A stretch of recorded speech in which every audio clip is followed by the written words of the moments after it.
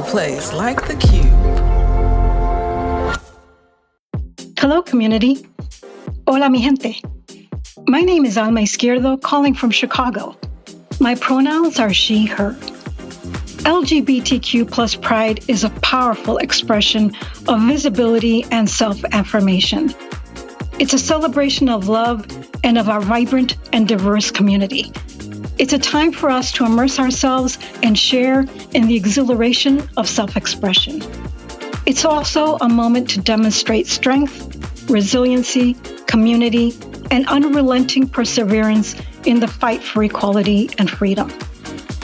For me, it's a time to celebrate my journey as a queer Latina with my birth family, chosen family, and friends. It's a time to acknowledge and be grateful for the many beautiful people that supported me, mentored me, and loved me unconditionally throughout that journey. It's a reflective time when I accept and embrace my authentic self with love. Pride is part of who I am. It's a source of strength and a deep conviction that as a queer Latina woman, I am worthy and deserving of love, dignity, respect, self-expression, and joy. Happy Pride.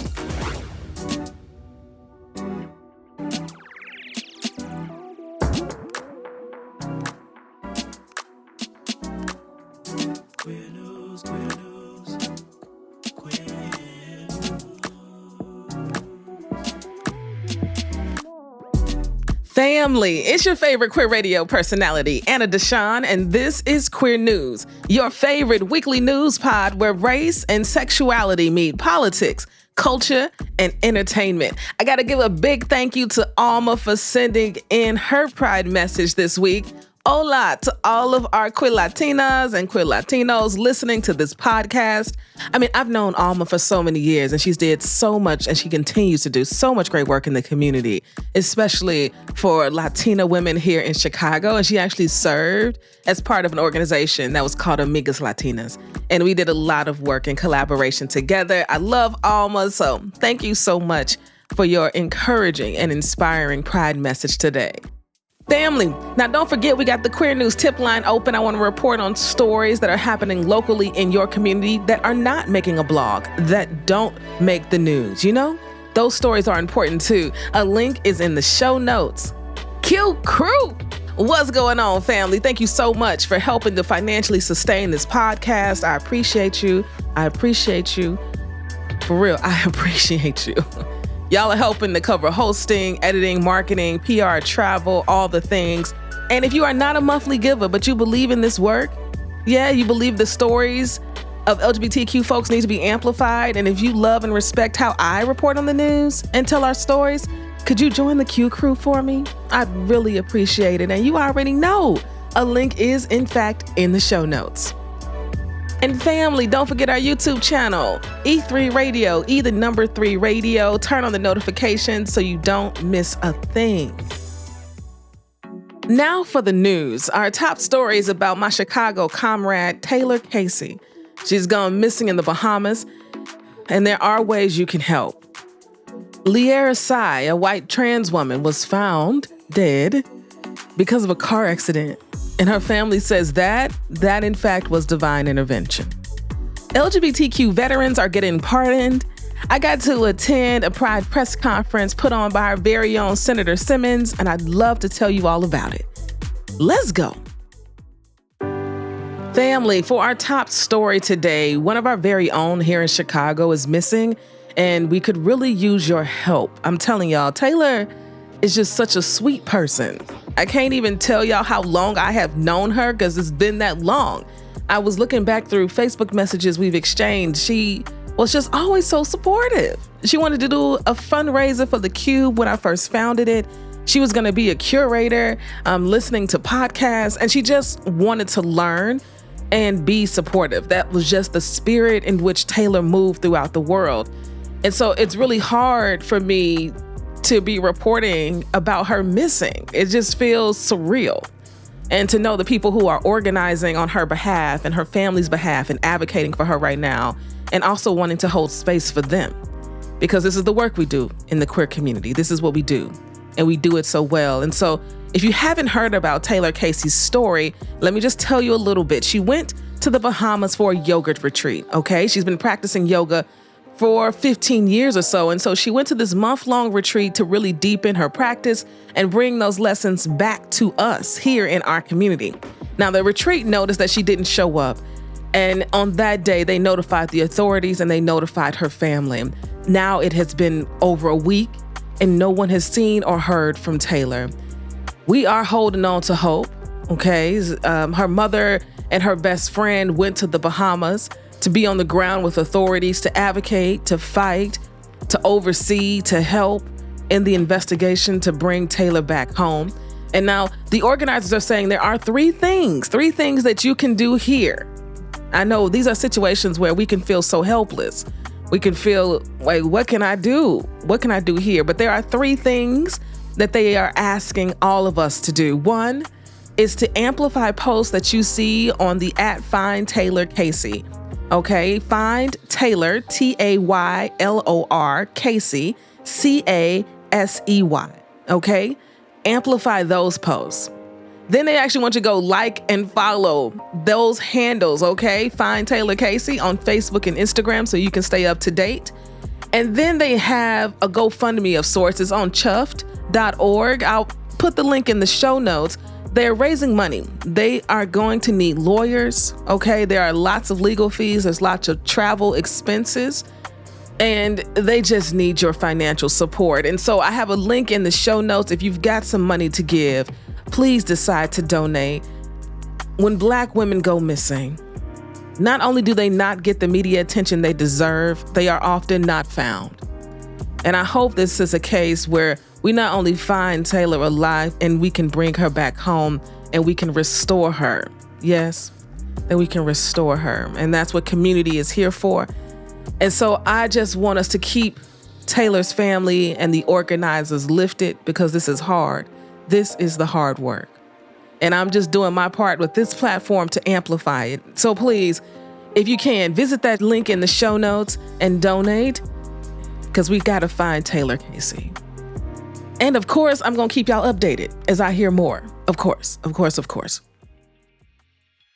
I just want to say, it really breaks my heart that, our first episode after official Pride Month is leading with these stories. But I also think that this is so apropos as this is our reality right now. This is what's happening.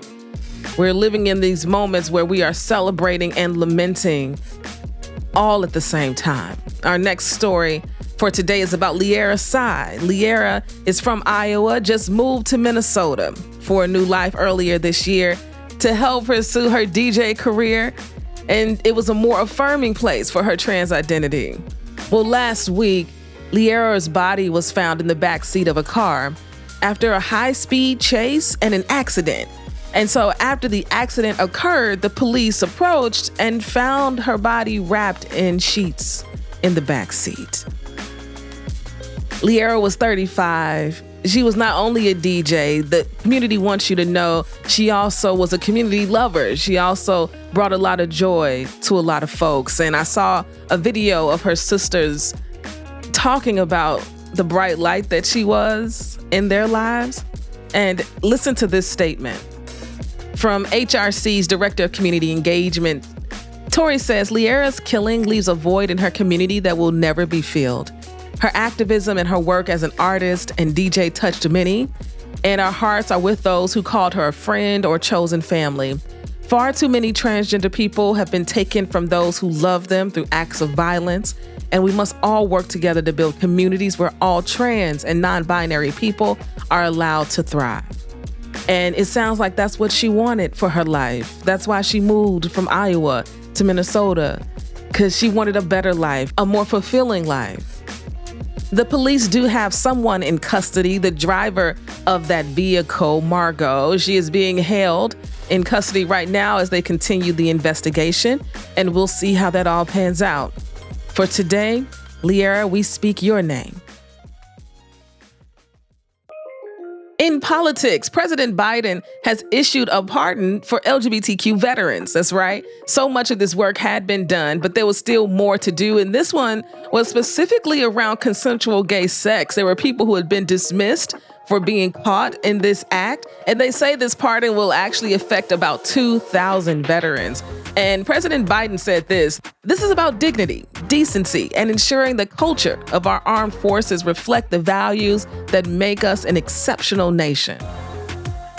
I like it, President Biden. I like it. I like it a lot.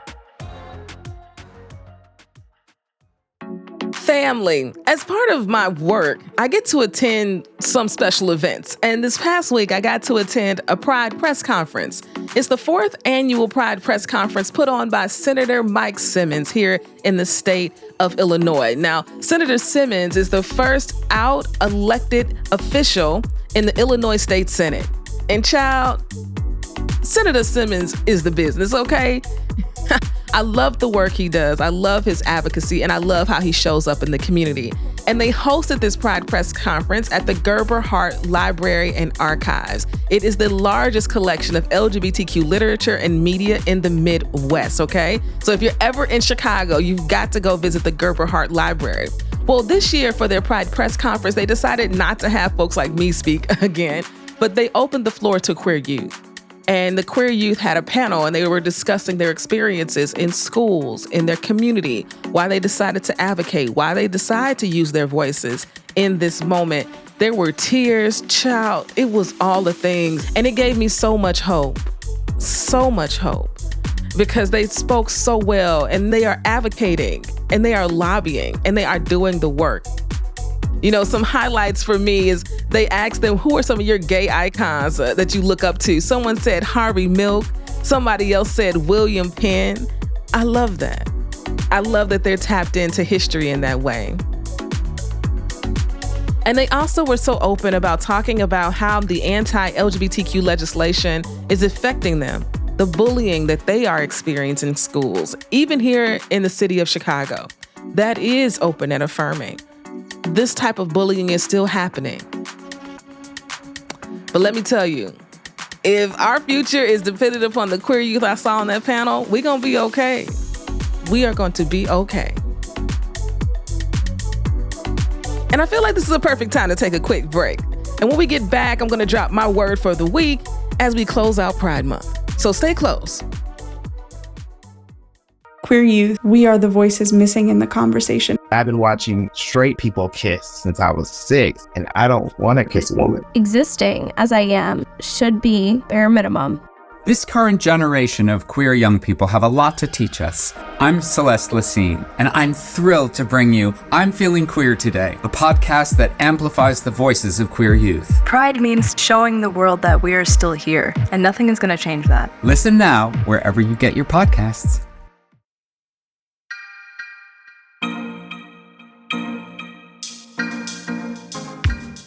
The journey toward liberation is not a straight line. Heck, there isn't even a finish line, at least not in our lifetimes. Yep, the path is messy AF, and we're here for it. Hi, I'm Taina Brown. And I'm Becky Mollenkamp, and we're your hosts for Messy Liberation. We hope you'll join us for weekly, or as close to weekly as we can get, conversations about life as intersectional feminists and feminist coaches. We'll keep it fun, but we'll also go deep as we talk about current events, politics, pop culture, and of course, business. Always with an eye on liberation from oppressive systems. And listen, we are not perfect activists or allies, so don't expect polished, perfectly formulated conversations with tidy 3-step solutions. You're not going to find that toxic capitalist BS here. Instead, we're going to share our real-time, messy thoughts as we make sense of the world around us. If you are sick of superficial approaches to business and personal challenges, then you're going to love the nuance that we're bringing to every discussion. This show is going to get you thinking, help you feel less alone in the mess of personal development and systems liberation, and we hope educate and inspire you, no matter where you are on the journey. If you also want to create a more equitable world, please join us on the journey to messy liberation, available wherever you listen to podcasts, including Apple, Spotify, and YouTube.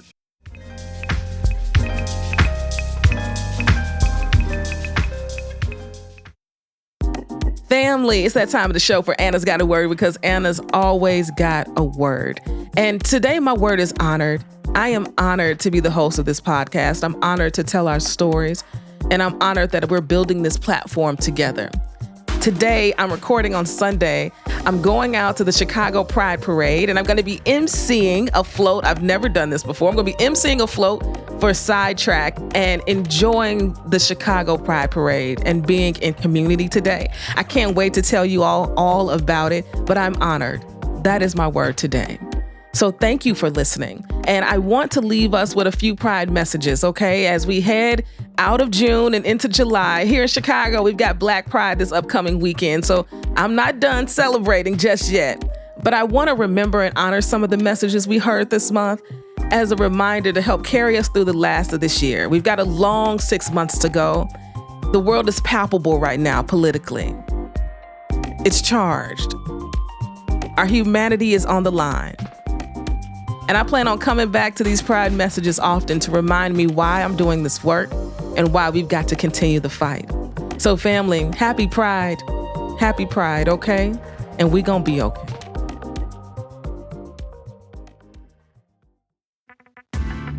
Happy Gay Month! Yes, this is Imani calling in from Chicago, pronouns they, them, but I'm a Brooklyn baby, shout out to New York. Being Pride, I think being Black and gay in June is just a superpower in itself, but Pride to me means radical authenticity. I am a late bloomer. I came out to my mom right before my 30th birthday, and the last 3 years has just been an amazing opportunity to connect to the self that was hidden and shamed into a closet. So Pride to me means, move, I'm gay. What? It means I'm me. It means this is who I am. This is who I was designed to be. This is who I choose to be. And it's just a constant reminder to myself what liberation and freedom looks like, because autonomy, exercise even when the world doesn't want you to. Oh, baby, what's that? That's power.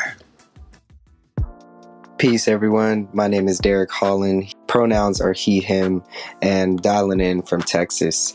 And Pride to me means being authentic and accepting of yourself and loving yourself and loving who you are and knowing that there's nothing wrong with you and that you are a blessing on this earth, and your spirit is a blessing to any person that you come in contact with. And if they don't accept you, then that's their problem. All right. I'm proud to be a Black trans man, and I'm proud to represent us in media, proud to represent E3 Radio and the Cube app, and I'm proud to represent any and everywhere I go, because I'm proud to be me. So happy Pride Month, y'all. Pride can be many things to many people. I've always thought it's kind of like a Rorschach test. For some, it's a protest. For some, it's a party. For some, it's an opportunity to be out for one or a few days of the year, or even for that month, when it's not possible otherwise.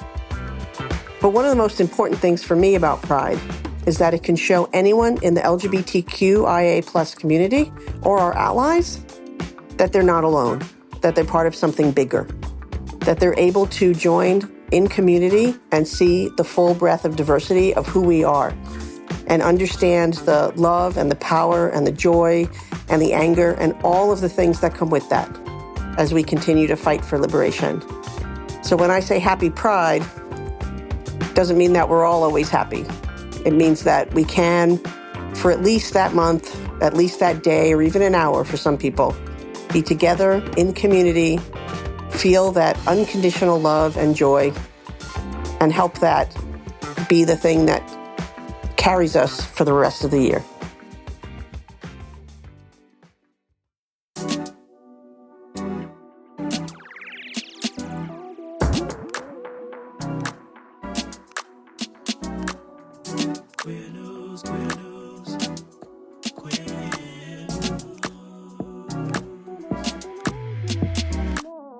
If you've enjoyed what you heard, rate and review us inside your favorite podcasting app.